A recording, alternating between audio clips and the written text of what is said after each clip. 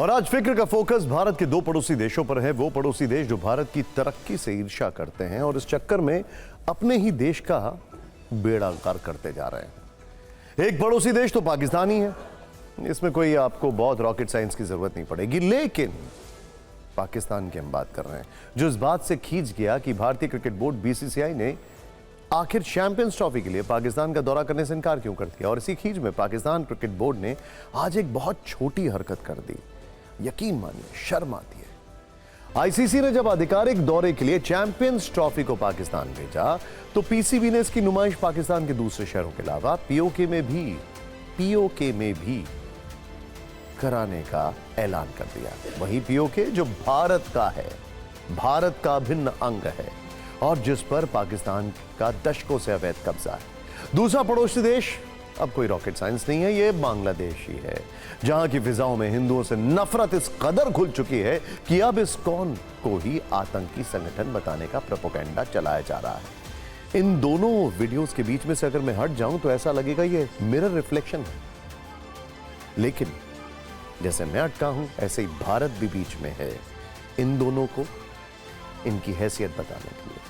खैर, आज बांग्लादेश में जो हुआ वहां पर सबने शर्मसार कर दिया। सार्वजनिक मंचों से इस्कॉन से जुड़े लोगों को मार डालो, काट डालो वाली धमकियां खुलेआम दी जा रही हैं। वहां इस्कॉन के लोग इन धमकियों से दहशत में हैं। हम इन दोनों पड़ोसी देशों से आई ये दो बड़ी खबरें आपको फिक्र के लेंस से दिखाएंगे, लेकिन सबसे पहले बात हिंदुओं के विरुद्ध बांग्लादेश में बढ़ती मजहबी कट्टरता की कर लेते हैं, जिस पर यूनुस सरकार ने जानबूझकर खामोशी की चादर ओढ़ रखी। कल हमने आपको इसी शो में दिखाया था कि बांग्लादेश कैसे इस्लामिक राष्ट्र बनने के लिए अब अपने संविधान से ही धर्मनिरपेक्ष शब्द को हटा सकता है।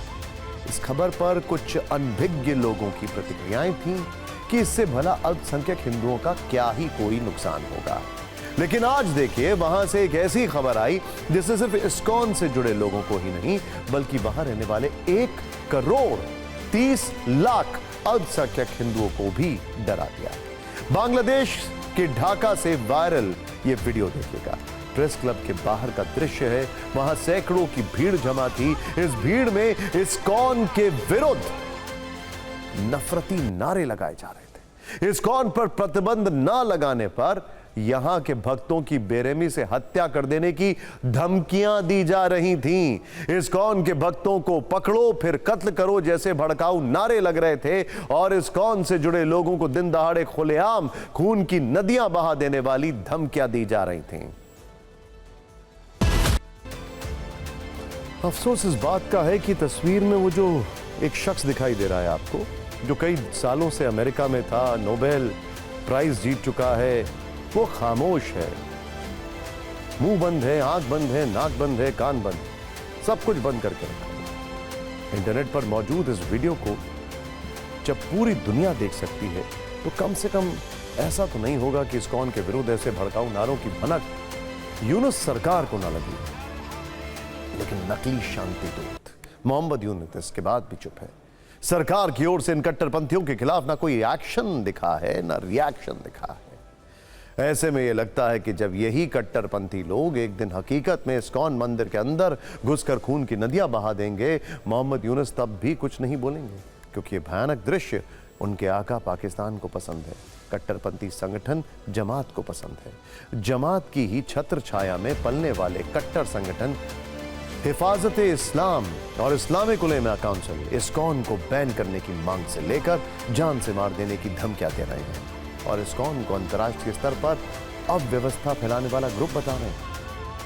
हिंसक धमकियां सुनने के बाद बांग्लादेशी लेखिका तस्लीमा नसरीन ने यूनुस सरकार से जो चुभने वाले सवाल पूछे हैं उन पर पूरी दुनिया को ध्यान देने की जरूरत है। तस्लीमा नसरीन ने एक्स पर एक पोस्ट लिखा और पूछा, हिफाजते इस्लाम ने आतंकवाद का आह्वान किया है, वो इस्कॉन के सदस्यों को मारना चाहते हैं, क्या इस्कॉन एक आतंकवादी संगठन है कि इसे बैन कर देना चाहिए? क्या इस्कॉन के सदस्यों ने कभी जोर जोर से हरे कृष्ण हरे राम का जाप करते हुए किसी की जान ली है? इस्कॉन पूरी दुनिया में मौजूद है, उसने कभी हिंसा नहीं भड़काई है। इस्कॉन को किसी और देश में ऐसे मुद्दों का सामना नहीं करना पड़ा है, लेकिन बांग्लादेश में ऐसा क्यों हो रहा है?